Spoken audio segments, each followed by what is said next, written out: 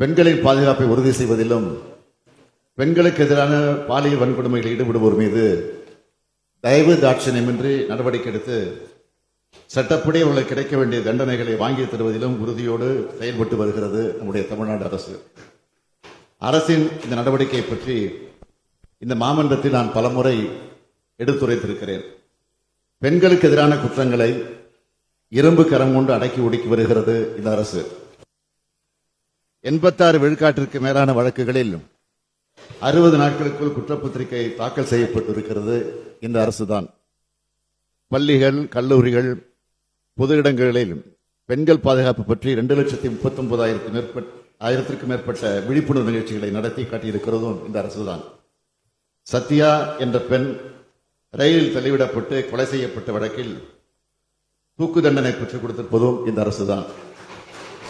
அனைத்து பெண்களது பாதுகாப்பையும் உறுதி செய்யும் அரசாக தமிழ்நாடு அரசு செயல்பட்டு வருகிறது. பெண்களுக்கு இழைக்கப்படும் பாலியல் வன்கொடுமை என்பது யாராலும் மன்னிக்க முடியாத குற்றம். இத்தகைய கொடூர குற்றங்களில் ஈடுபடுவோருக்கு வழங்கப்பட வேண்டிய தண்டனை என்பது இத்தகைய செயல்களில் ஈடுபட முனைவோருக்கான கடும் எச்சரிக்கையாக இருந்திட வேண்டும். இந்த வகையில் பிஎன்எஸ் சட்டத்தின் கீழும் நமது மாநில அரசு சட்டங்களின் கீழும் ஏற்கனவே இத்தகைய குற்றங்களுக்கு தண்டனைகள் வரையறுக்கப்பட்டிருந்தாலும் இத்தண்டனைகளை மேலும் கடுமையாக்கிட வேண்டிய அவசியம் உள்ளதாகவே இந்த அரசு கருதுகிறது.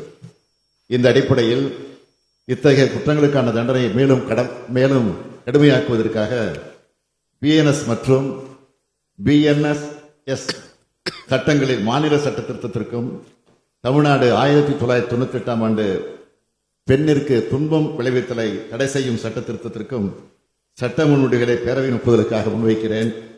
அனைத்து உறுப்பினர்களும் இதற்கு ஒப்புதல் அளிக்க வேண்டும் என்று கேட்டு அமைகிறேன்.